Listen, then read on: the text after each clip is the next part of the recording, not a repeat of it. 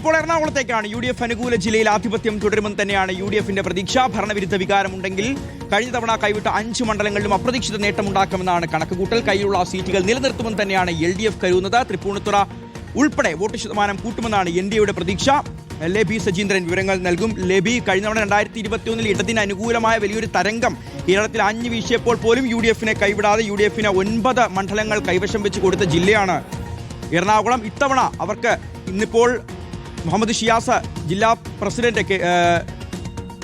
കോൺഗ്രസ് ജില്ലാ പ്രസിഡന്റ്, അദ്ദേഹം പറയുന്നത് ഇത്തവണ 14 സീറ്റുകൾ ഒന്നാകെ പിടിച്ചെടുക്കുമെന്നുള്ളതാണ്.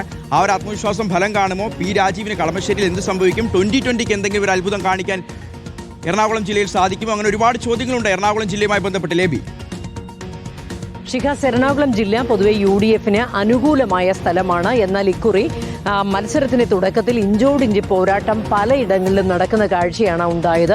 അത് പ്രത്യേകിച്ച് കളമശ്ശേരി, കൊച്ചി, വൈപ്പിൻ, തൃപ്പൂണിത്തുറ മണ്ഡലങ്ങളിലെല്ലാം വളരെ ശക്തമായ മത്സരമാണ് നടന്നത്. എന്നാൽ അവസാന ഘട്ടത്തിലേക്ക് വന്നപ്പോൾ UDF പല മണ്ഡലങ്ങളിലും ആത്മവിശ്വാസം വീണ്ടെടുക്കുന്ന കാഴ്ചയുമുണ്ടായി.